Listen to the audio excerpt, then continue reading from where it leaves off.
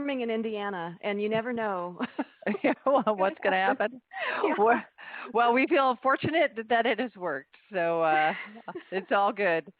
So maybe we'll go ahead and get started because we have a great lineup for our meeting today.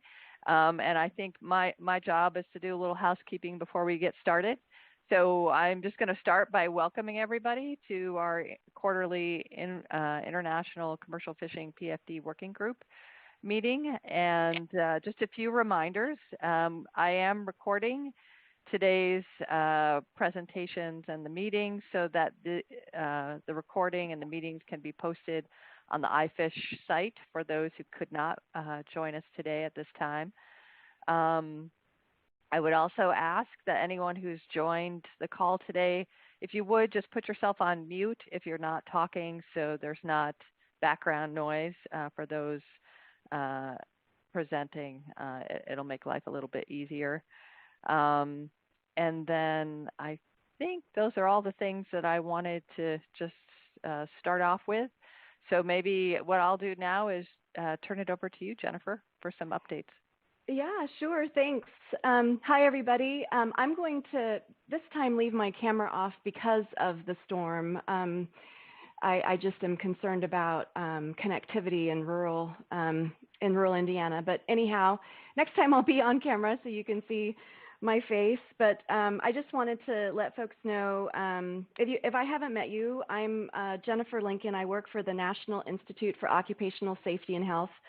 I've worked on fishing safety projects since the early 1990s throughout the United States. And I've been an active part of the iFish conferences over the years, and am really happy that this group stemmed from the last conference that we had in St. John's, Newfoundland. And I see that Barb's on. Hi, Barb. It's nice to see your name. And anyhow, I just really like that these quarterly meetings continue, and we have these excellent topics that keep us connected each quarter. I also want to mention that we are just now starting to think about iFish 6. I don't have any details at all, but I know that throughout the pandemic, that since we've had these quarterly meetings, that I have said, I said early on, that we weren't even thinking about it. And I guess I just wanted to update the group that, well, now we're thinking a little bit about it.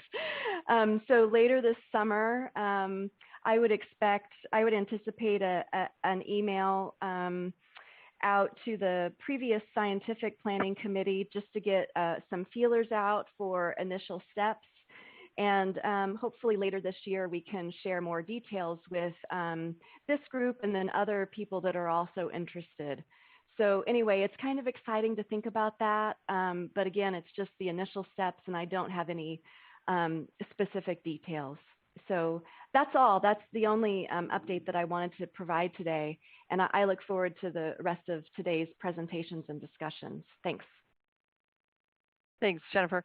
So I think we are fortunate to have an update from Alan Stevens, who presented riveting research on a prior International PFD quarterly call. And so, Alan, we're very anxious to hear what's been going on with your research on rearming and maintenance of PFDs. Thank you. Hopefully you can all hear me. So last time I gave you a brief presentation on something that we were doing throughout last year, where we've just gone through a replacement program for all of our offshore and inshore lifeboats. There are two different types of life jacket that we have. What the offshore boat life jacket, crew life jacket, is a twin chamber 290 Newton life jacket. That's in two separate 290 Newton chambers with a pressure relief valve, so you don't get 600 newtons. If you set off a second one, you still only get 290.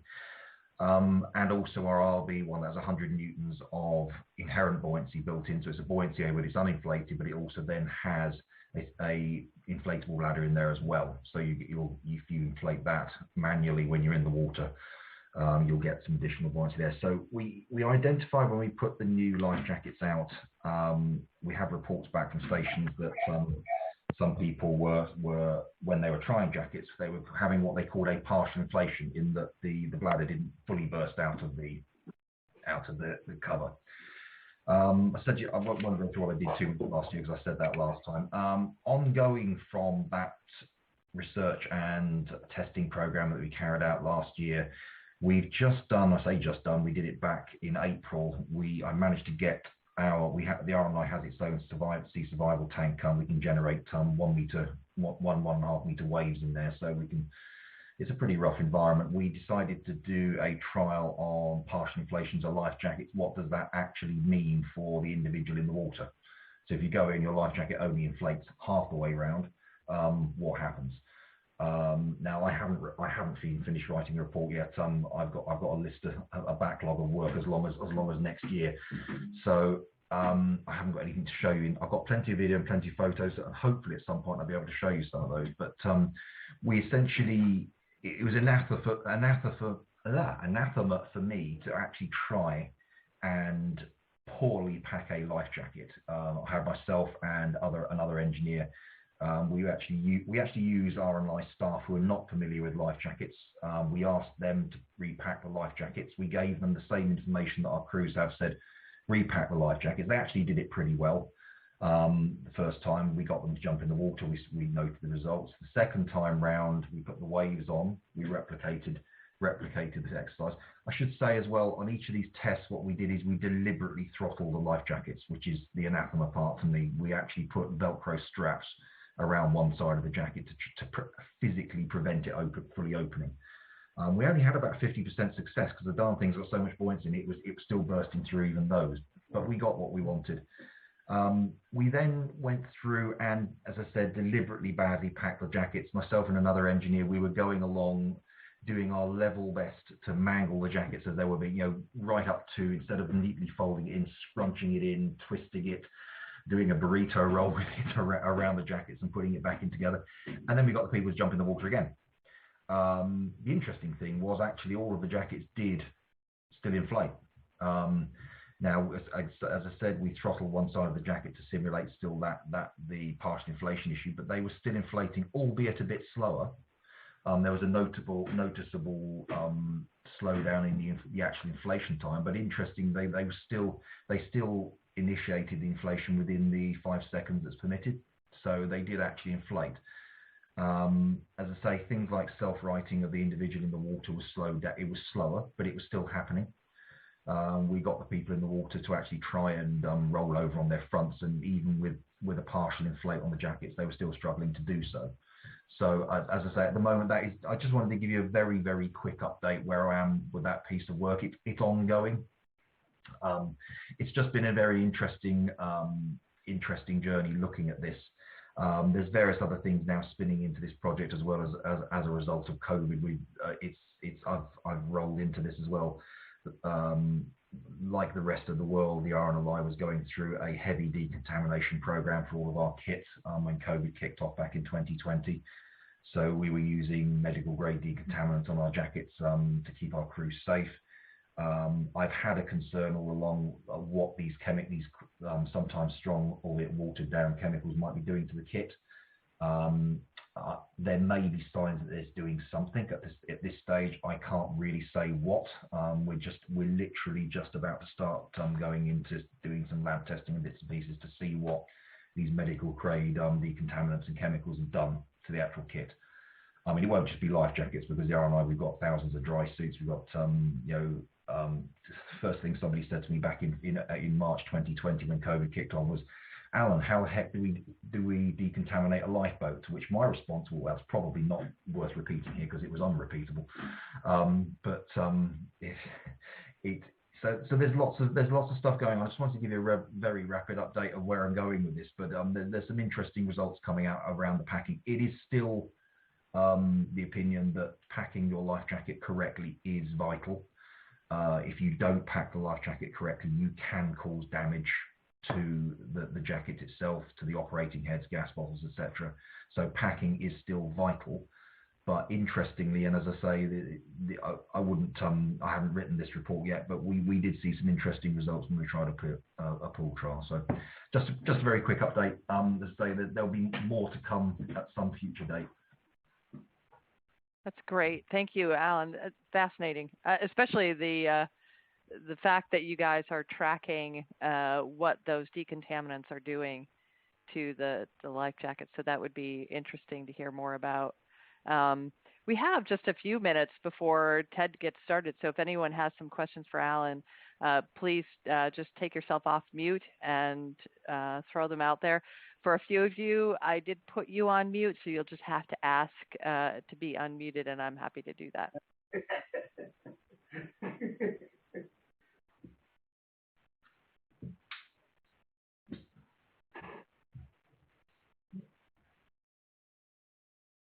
Does anybody have any questions?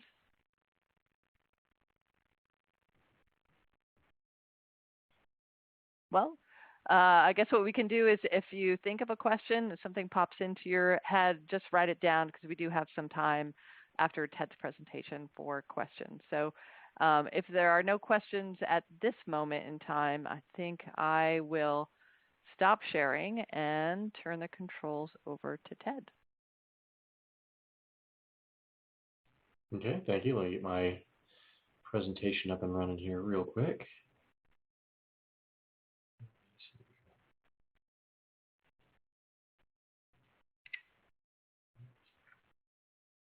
I always forget which order to do this in.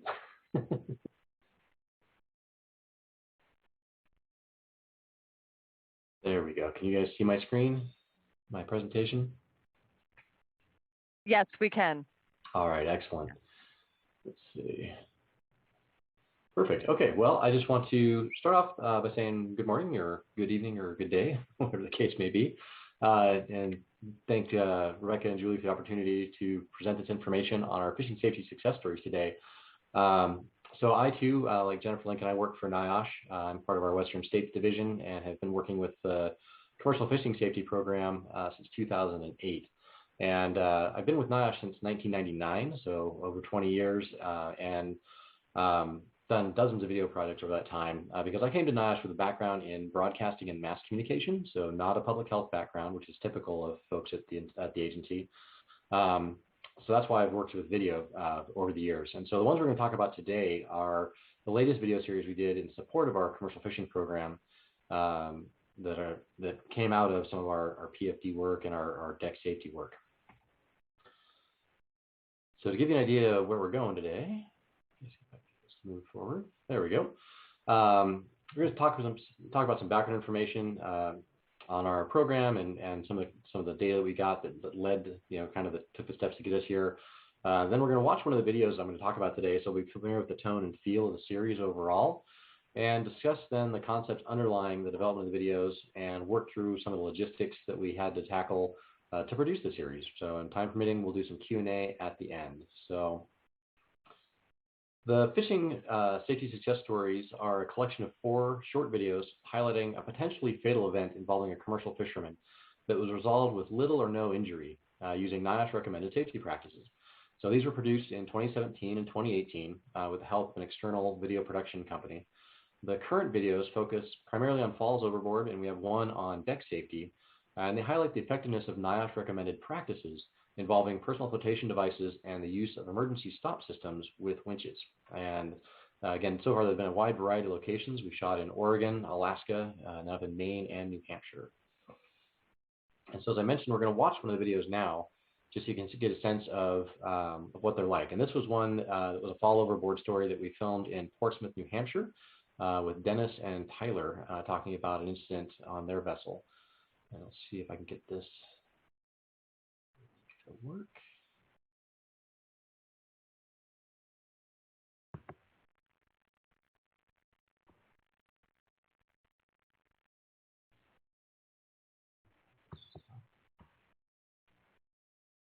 I'm going to stop my share for a second because I realized I didn't hit that that option, Julie. It's okay. It happens. There we go. Now we should be good to go.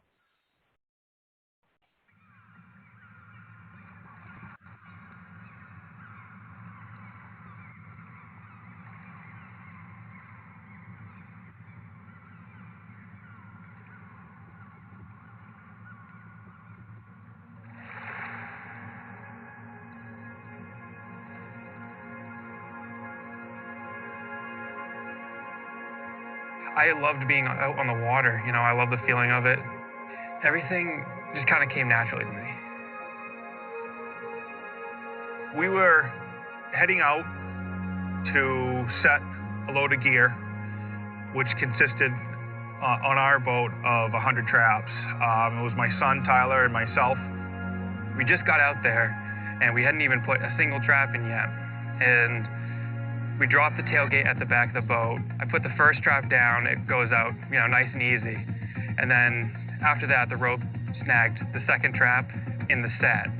It bumped into me while I was there. I lost my balance. So instead of fighting it, I just jumped in. It's very hard for me to see with the amount of traps that are stacked up on the boat. And I didn't realize he had gone over until I didn't see his head pop back up. So I ran back, and that's when I discovered he was floating in the water. Very, you know, lucky that I had my flotation device on. You know, I was able to stay afloat. My father was able to kick the boat into reverse, and I was able to grab the chain along the side of the boat. When I was in the water, I really wasn't thinking about much. It was just more, I can breathe. And the next step was, you know, getting out. When I finally was able to get back to Tyler, I was able to pick him up physically. I reached down and grabbed Tyler out of the water.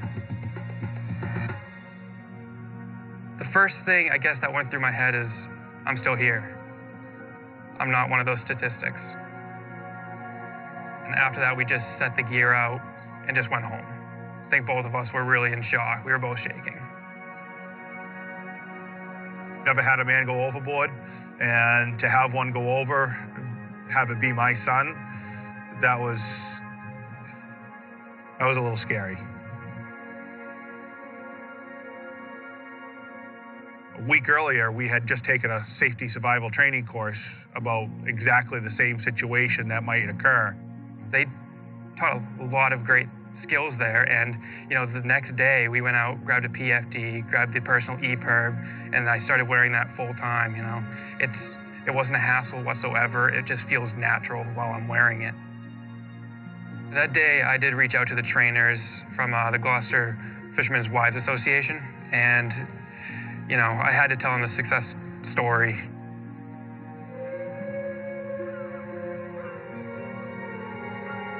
Anytime that we're bringing a load of gear anywhere, I make the crew wear a PFD. Tyler was wearing a life jacket. Thank goodness for that. I'm glad that he was doing that. I would say that saved his life. The more you wear it, the better off you are. The more you wear it, the less you'll realize you're wearing it. So please wear them. Don't be stuck in your ways. You know, always be open to new things, especially PFDs. A little bit of being uncomfortable isn't the end of the world, but falling overboard without one could be.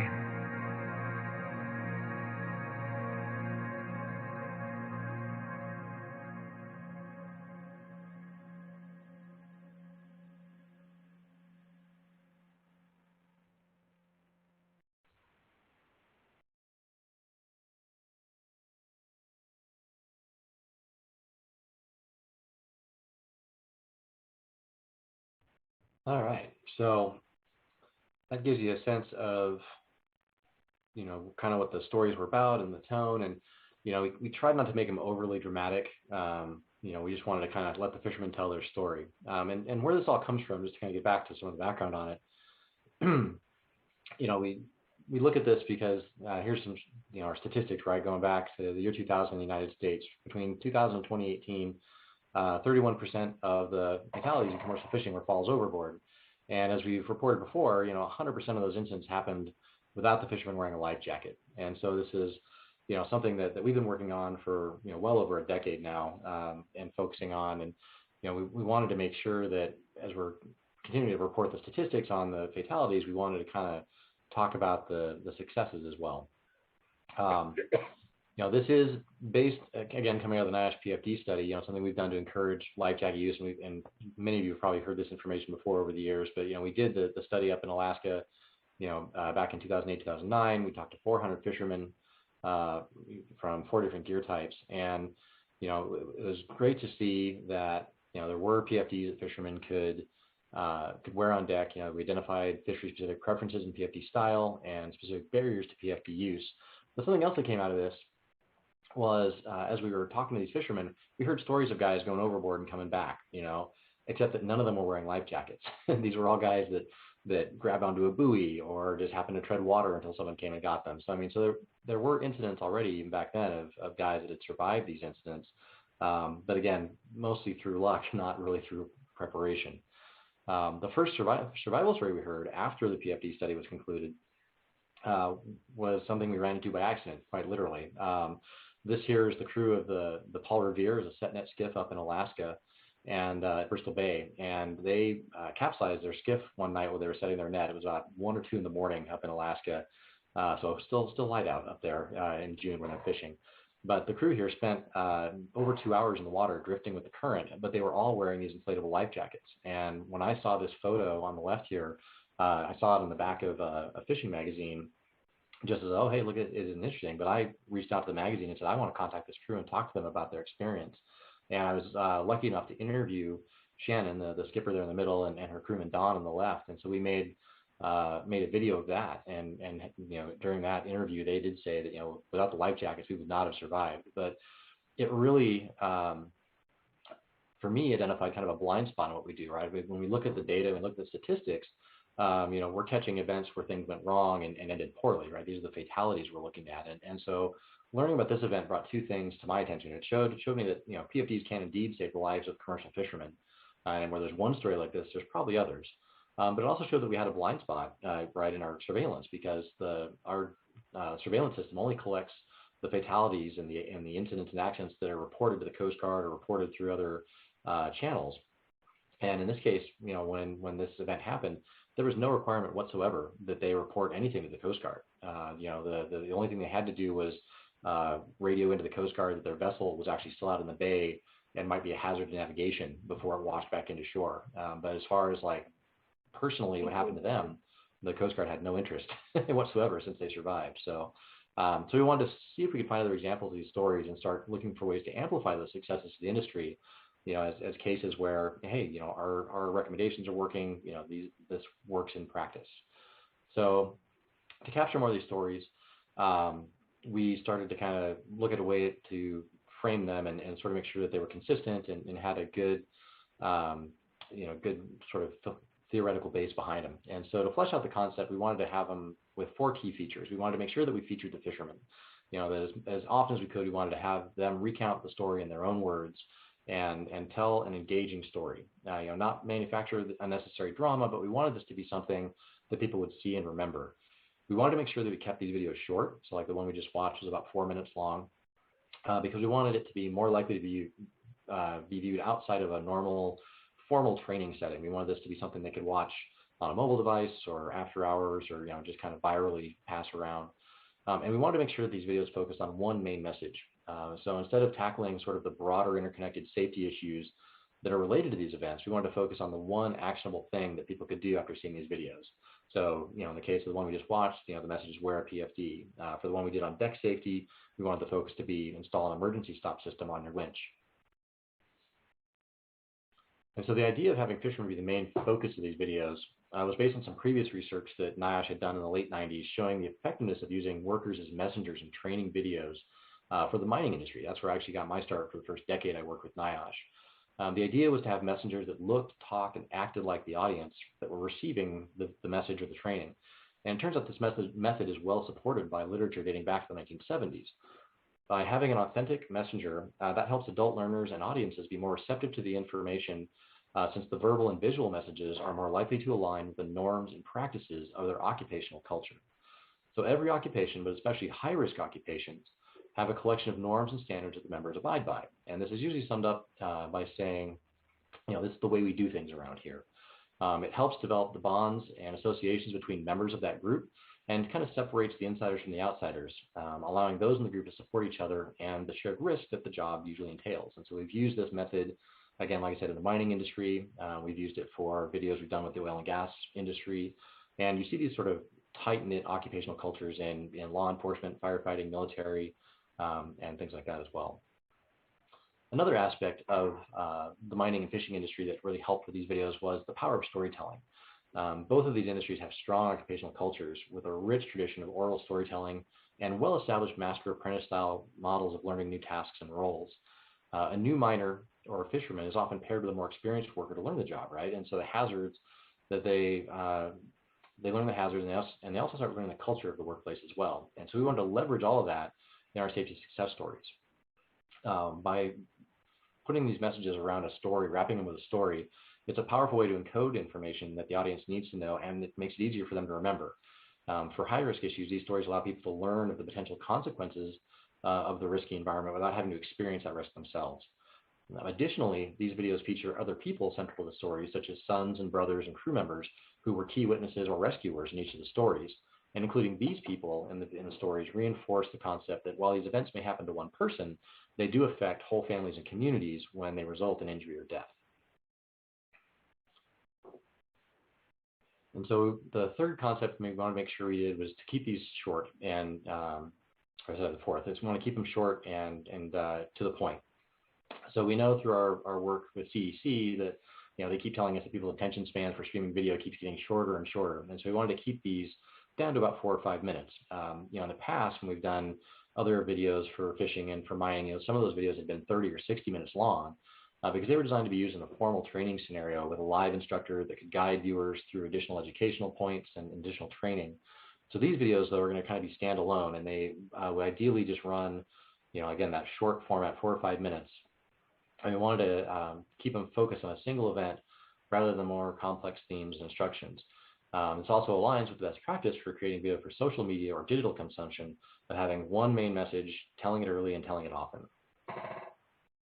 So how did we go about actually getting these videos put together? We started tracking down potential success stories in 2017 by listening to the stories our partners were telling us at industry events and meetings, or when we were out collecting data, during our PFD studies. We basically put our ears to the ground and our boots on the dock because, again, these types of events don't tend to be reported through any sort of official surveillance channel, right? It's considered a near miss, or it's considered, just something that doesn't warrant, being reported if there's no injury. So we put our word out through our networks that we're interested in capturing these types of stories, and slowly the leads started to trickle in from all across the country. Like I mentioned, Oregon, Alaska, we had some from Texas that came up, Maine, New Hampshire, and some were falls overboard and some were deck injury prevention. So we wanted to make sure that the stories could cover any topic that was relevant, to fishing safety. The tricky part was getting fishermen to agree to tell their stories. This often took multiple phone calls and emails to get them on the phone. The fishermen, I think, are notoriously hard to get a hold of from time to time. Everyone we contacted was eventually willing to participate when we told them who we were and what the project was, and we assured them that we weren't trying to sensationalize this event. We wanted, a lot of times people don't like to talk about this, either because there was a trauma involved, or in some cases, they're embarrassed about the fact that they ended up having this, fall overboard, or something that to them seems, I don't know, maybe demeaning or degrading, because, a professional fisherman shouldn't have this situation happen to them. But I think that the fact that these stories all had successful endings helped us convince them that we're just trying to help their peers address these hazards, and we weren't paying attention to necessarily, what went wrong leading up to this. We're really focusing on, the preparedness and the response that allowed the situation to end in a positive way. So for capturing these videos, it can be done with a wide range of production techniques. You can do it with an iPhone, you can do it with in-house capability if you've got it, or you can do like we did here. We had some funds and some resources to do a professional video production crew. We lucked out as we were doing our look here, because the crew we ended up working with is a group from back in Maryland, and the lead cameraman here, Tony, his family actually is a commercial fishing family from Kodiak, Alaska. So he grew up around commercial fishing, and he has, his dad runs a boat, and he grew up working on boats. And so he knew the environment, he knew the culture, he knew, what he was shooting. And it was great to have him there to, really help capture these stories in a way that, again, I think reflected very positively on the fishermen and the industry and the culture. So But that, again, that doesn't mean you need to have the full-blown, production value that we had. I know that during the course of the Life Jacket for Lobstermen project, I know NEC captured some just quick stories that they heard at trade shows and at expos, and those are just as powerful because, again, it's a fisherman telling his story directly to the viewers, and that was just captured on an iPhone. You could take that and then give it the full production treatment and get some B-roll and do that stuff if you want. But it's not necessary. Again, the story is the really important part to focus on here. Another example that I have here, our oil and gas program did a video about protecting oil and gas workers from hydrocarbon gases and vapors. And again, this one was not a success story necessarily, but it did feature survivors, of a gentleman that had succumbed to hydrocarbon fumes on a work site, and talk about the impact of that. And but again, it's the narrative and the safety message is wrapped around this story that's rather compelling. So in summary, if you want to create these similar videos, try to use the members of your audience as messengers to increase authenticity, right? Let them tell their story their own way. Get out in the field with your audience to hear about these successes. Make sure, again, they're hard to capture sometimes, but I try to keep a list every time I hear a little something. I try to write down, where it was and who it was, and if I can try to track down that person later, I'll try to, because we do these, as resources allow. So you may not have the time or the ability to do it at the moment, but these remain valid, even years later. I mean, some of the events that we captured happened back in, 2012 or 2014, but they were still relevant. So you do want to make sure that you keep your video focused on one distinct actionable message, right? What is the one thing when they're done with this you want them to do? And again, these can be produced with multiple levels of production. It's the narrative, it's the story that is critical. So if you get that put together correctly, whether it's shot on an iPhone or a professional level camera, it can still have an impact. And with that, we have time for a couple questions. I do want to say, if you want to watch this whole series, like I said, we've got 4 of them. If you can go to our website here, under our video section, you can find all of them there and watch them on YouTube. And with that, I will turn it back over to Julie. That's great, Ted. Thank you. I think you guys just did such a remarkable job on producing those. I think I've seen all of them, and they're all impressive. So I think we have about 20 minutes for questions. So maybe Ted, if you want to stop sharing, then you can. It's easier just to see if anybody has their hand up. But anyway, I would just encourage people, if you have a question, take yourself off mute and just throw it out there. Question for Ted. This is a great presentation. So tell us a little bit about the next steps. You created the videos. How did you get people to watch the videos? How did you get them to watch them? Like, was there a way you track data to get some good information on who's watching, when you're catching people, et cetera? So, I mean, we disseminated these basically electronically. I mean, they were, put up on YouTube and disseminated out through social media. We put out announcements of their release to our partners, like AMC and NEC and folks like that. And so we're kind of depending on just the word of mouth to spread them around. Since they are kind of evergreen as far as their content, we can continually, re-up them. If we've got for the one that was a lobster one that we watched, right? So at the beginning of lobster season, we can repost that one and try to generate some more interest in that one. For the one that was focused on salmon gill netting, we can focus on that. One of the other ones is on Dungeness crab, was a Dungeness crab fisherman that fell in the water. So we can time the messaging around these with the start of their seasons, and that's kind of what we've done so far. We did have one. I would love to get some down in the Gulf of Mexico, because so far these ones may not be necessarily relevant to a lot of the guys that work down there. And so we had one that was kind of in the works, and we heard a story about someone who'd used one of our interventions to prevent a winch entanglement down there. And when we contacted the guy, he was very, very hesitant to talk to us, and ended up kind of saying, "Oh no, I don't remember that. No, never really happened. I don't remember that." And so it's like, okay, so we had to kind of leave that one alone. But yeah, those are kind of the next steps. Is just use that social media dissemination and that sort of recurring cycle of fishing. Because again, the hazards remain. The hazards aren't gone. They're back every year. So Beck. You know, just Ted, that was just wonderful, and I love your videos.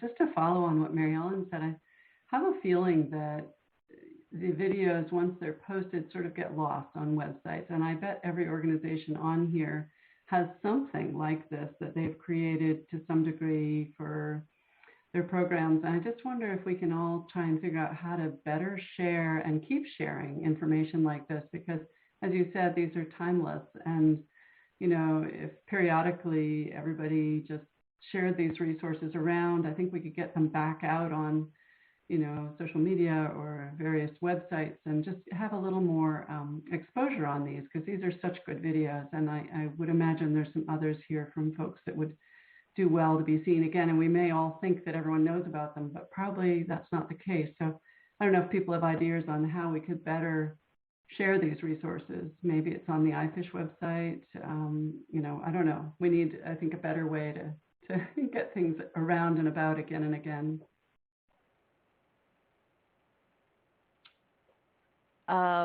Thanks for mentioning that, Beck.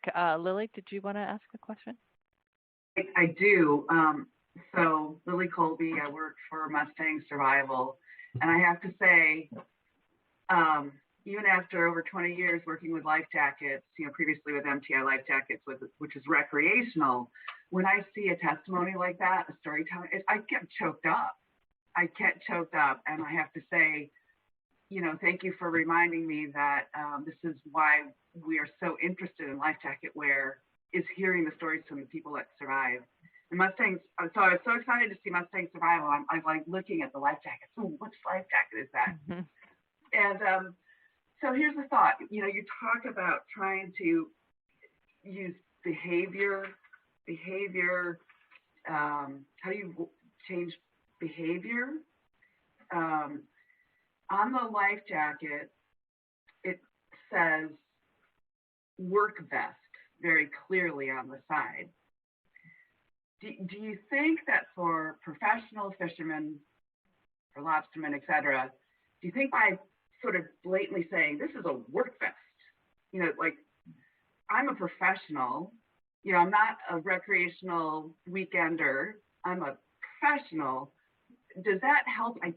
This is a question to the whole group really, you know, does that help the users identify that of their profession, of being proud of that profession? Do you think that that matters? And I ask that because, you know, we're looking at always and changing the models, the styling for the future. And my product team group is now getting more engaged with our commercial design focus. And I'm just wondering, does that matter? Do you think that matters to have work vest on it as an identifier?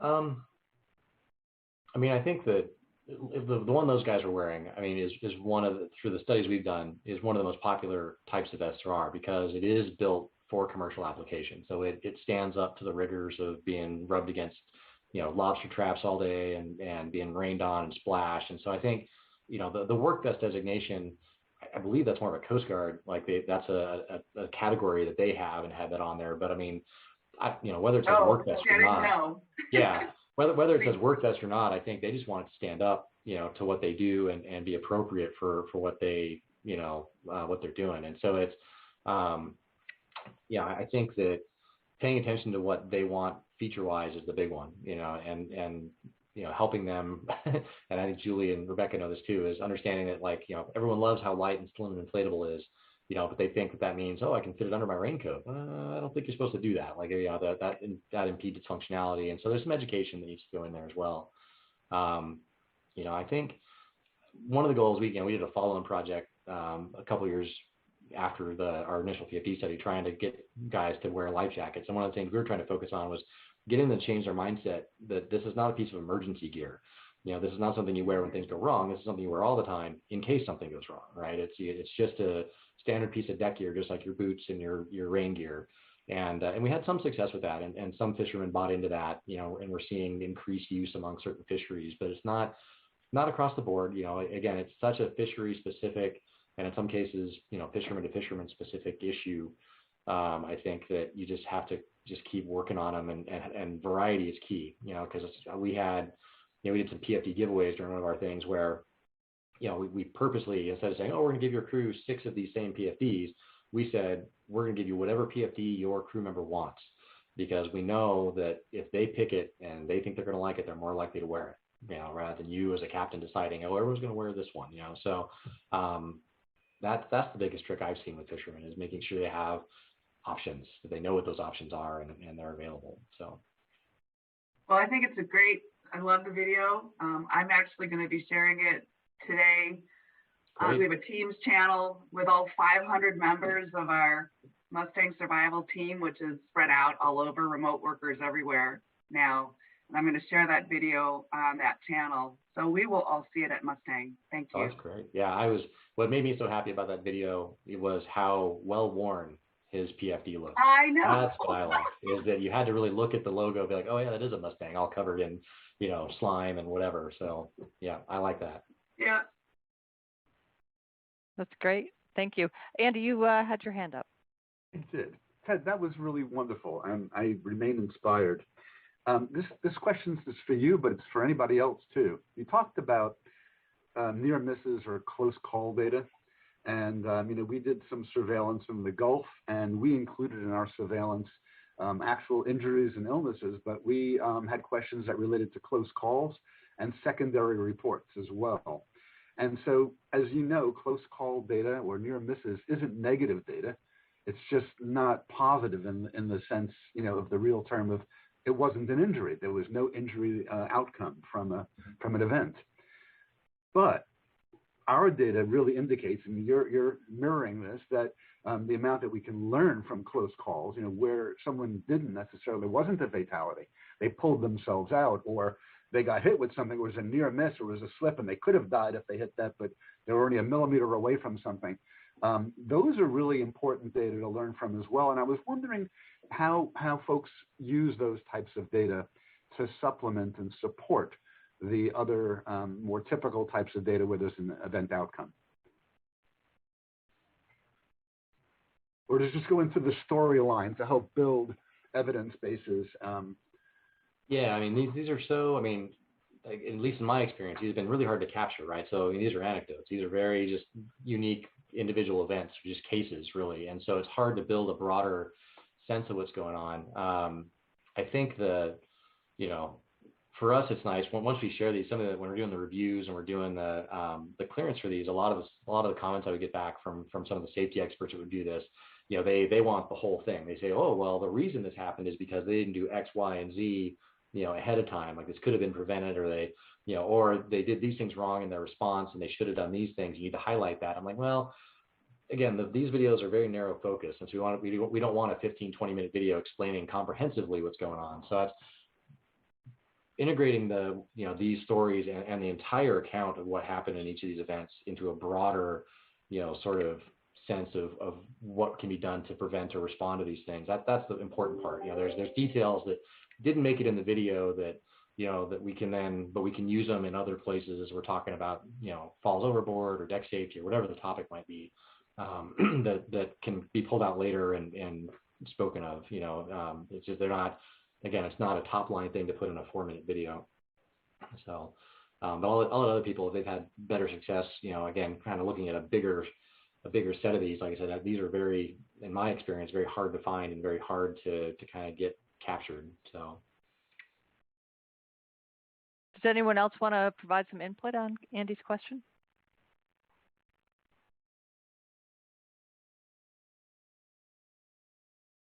Okay. Dan, I think you had your hand up, didn't you? I did. Thanks, Julie. Yeah. I just want to let Ted know we just love that video. Love the 2 videos from Maine and New Hampshire, especially. I'm with Fishing Partnership Support Services, and it's the people we serve and work with, and we trained Tyler there for that event. And we just used it again. We posted it on our social media to promote some safety trainings about 6 weeks ago, and it got shared widely through different groups. So we're still using it, and we'll keep recirculating those as a way to do outreach and to inspire people to come to to safety training. So thanks. And that kind of gets to Rebecca's point about, not letting it die away. One of the things we've been doing better on social media is tagging other groups who then share it again. So I don't know if this group is interested, but if there's ways we can collect people's Facebook and Instagram accounts, if there are groups that are active social media users, we'd be happy to tag different groups so that if you're interested, you can then share posts and things like that. We could be more active maybe on social media. Thanks, Dan. I noticed that Mary Ellen posted a question in the chat, and she asked, the NIOSH Ag Centers coordinate safety campaigns so that messaging is coming from multiple angles entities during a fixed time, such as a designated week. So a good example of that might be Farm Health and Safety Week. And she asked, does this type of marketing campaign happen around Falls Overboard at a set time each year within the industry? I'm not aware of anything, but I think it's an intriguing idea and one that we might explore in this group. But Ted, I don't know if you want to comment on that. So I think it's the U.S. Safe Boating Council does an event every May called Wear Your PFD to Work Day, which their focus is trying to raise awareness among recreational boaters that the weather's getting nice, but the water's still really cold. So you need to wear your life jacket, when you're out in the early part of the season. In years past, I've kind of tried to hijack that tagline a little bit in that event to say, well, there's guys that should be wearing their PFD to work every day. So it's not quite a perfect match, but that's the one event I can think of. I do know, some of the other industries, do big, like the construction industry does their, construction fall, like roof fall stand downs, and they do these week-long events, throughout the year on different topics. And that would be something I think for fishing. I don't know if it would need to be as narrow as fishing, or if you need to widen it out to other, water-based occupations, just to make sure you get this kind of critical mass and awareness. Talk about maybe broaden out to like more maritime industry, Falls Overboard, just so you can kind of get that mass of people talking about it and using the hashtag or whatever. But that would be something to look into. Great, thanks, Ted, and great question, Mary Ellen. Maybe that'll be the start of something amazing. We can only hope. Charles, do you have a question?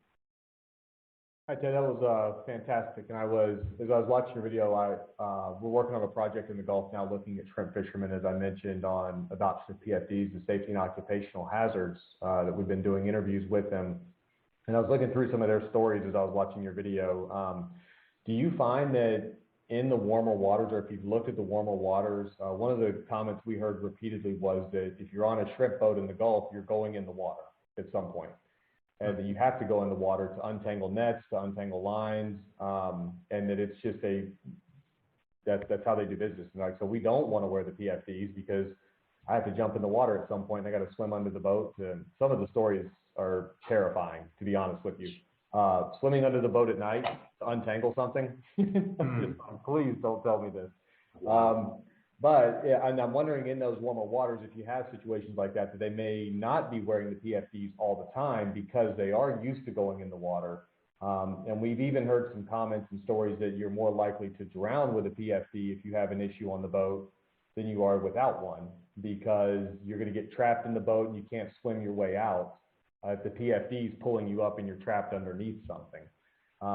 Have you found any of the similar types of stories or feelings in the northern regions to what we're seeing in the southern areas? It's a big part of our first study that we did was, people's attitudes and opinions about PFDs and their beliefs about their utility. And, there's this, again, folks had anecdotally stories of not wanting to wear PFDs for entanglement issues or whatever. And after about the, second or third field trip I did collecting data, I started asking the guys you can't wear a PFD because it's going to snag on the gear and it's going to haul you overboard or whatever. And it causes an entanglement hazard. I'm like, so who do you know that's happened to? Like, name me one guy that's happened to. And they can't, because back then nobody was wearing PFDs. So it's never happened to somebody. They ultimately say, oh, well, he got his arm caught or he got his leg caught. I'm like, well, that's not the PFD. That was, something else entirely. So the Gulf is a different one. We haven't done a lot of, PFD work in the Gulf. So from the trips I've taken and the times I have talked about it, the bigger issue I've heard from guys is not the in-water stuff. That's actually, yeah, that does sound terrifying to me. But the heat issue was a big one for them. Is every PFD I had that I could show them, no matter how slim, no matter how light, they're like, man, it's the Gulf. We're gonna melt. Like this is just way too hot for us. And so that's the bigger issue I've seen down there. For things like in-water performance, I mean, there are manually inflatable PFDs. So you could wear, like, there's some that are like belt pack style, right? You wear like a fanny pack around your waist. So if you're worried about something getting snagged or in the water, like go ahead and throw that one on and do what you got to do in the water. And if something goes wrong, you can pop that little tab and it'll float you up and you can put it on, you'll be fine. But I mean, there's answers to all their problems, I guess. We do hear that. Where I hear the PFD impeding your escape, actually, I hear that more in aviation in Alaska. When planes crash and then flip over in the water, they're worried about the PFDs going off, and they do, for that reason, use the manually inflatable ones more than the auto inflator ones for that. I don't know if Jennifer Lincoln might have more history and stories about PFD hesitation in Alaska than I do. I don't have anything to add, Ted. I think that you are you were in the field as much as I was, and got those stories. Actually, more so. I think that you were really good at getting more information out of them and asking the questions of, okay, if that's what you're worried about, has it happened? And yeah. I just wanted to add that I think that it's human nature to think of all the reasons you can't do something that you don't really want to do. So yeah, people can be pretty creative. I think that when we first started in the Northeast, fishermen said, I can't work in a PFD, it's too uncomfortable, and there's just nothing I could use that I could work in. And then we went out and we trialed some, and they said, oh, hey, I can work in this. Right. So I think it's just a matter of kind of exploring that with them a little further. So anyway, we're running a little short on time. I think we have about 7 minutes. I think maybe we have time for one more question. Somebody has it? I think just one more thing to add on that is a lot of times I think that people don't realize the innovations that have occurred in the design of these.